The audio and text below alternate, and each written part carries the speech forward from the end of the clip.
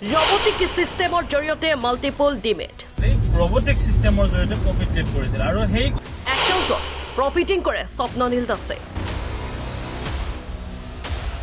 আৰক্ষীৰ ওচৰত অভিযোগ দিছিল আশৰাফুল হকে তথ্য প্ৰমাণ দিলে দিছপুৰ আৰক্ষী সকলো তথ্য প্ৰমাণ জমা দিলে কি আশৰাফুল হকে ৰবটিক সিস্টেমৰ জৰিয়তে মাল্টিপল ডিমেট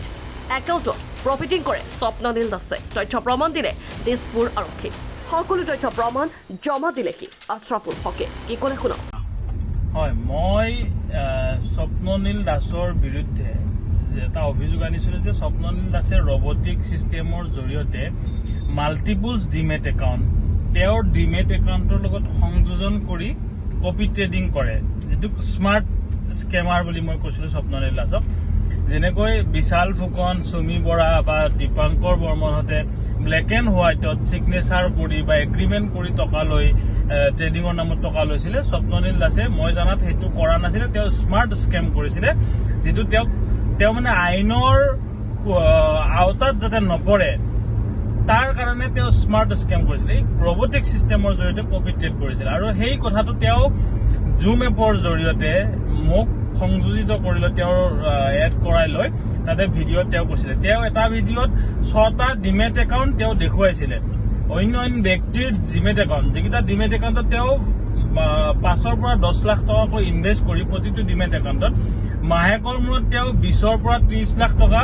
বা 25 লাখ টকা তেওঁ ইনকাম কৰোঁ বুলি উপাৰ্জন কৰোঁ বুলি দেখুৱাইছিল আৰু তেওঁ নিজে ভিডিঅ'টোত স্বীকাৰোক্তি দিছে যে মই টেক্স ছেভিঙৰ কৰিবলৈ মই মাল্টিপলছ ডিমেট একাউণ্টত ট্ৰেডিং কৰোঁ এতিয়া আজি চাওক যিসকল ব্যক্তিয়ে তেওঁৰ বিৰুদ্ধে মাত মাতা নাই বা এজাহাৰ দিবলৈ অহা নাই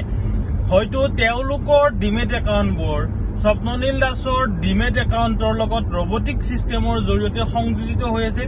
বা স্বপ্ননীল দাসে সেই তেওঁলোকৰ ডিমেট একাউণ্টবোৰ কপি ট্ৰেডিং কৰে তেওঁলোকক হয়তো প্ৰফিট দিছে বা কাৰোবাৰ হয়তো লছ হৈ আছে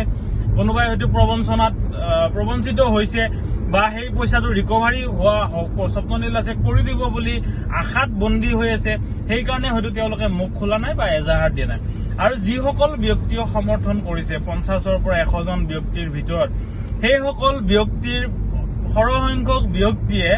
তেওঁৰ যিটো ক্লাছ চলি আছিলে যিটো বেচ চলি আছিলে ষ্টুডেণ্টৰ সেই বেচৰ ষ্টুডেণ্ট তেওঁলোক কাৰণ তেওঁলোকৰ কোৰ্চ ফিজটো স্বপ্ননীল দাসৰ তাত জমা হৈ আছে আৰু জ্ঞানটো আধা হৈ থাকিল কোৰ্চটো তেওঁলোকে ভাবিছে যদি সম্পূৰ্ণ হ'লহেঁতেন তেতিয়াহ'লে আমি স্বপ্ননীল দাসৰ দৰে বহুত টকা ইনকাম কৰিব পাৰিলোহেঁতেন সেই আশাত তেওঁলোকে বন্দী হৈ আছে সেইকাৰণে তেওঁলোকে স্বপ্ননীল দাসক সমৰ্থন কৰি আছে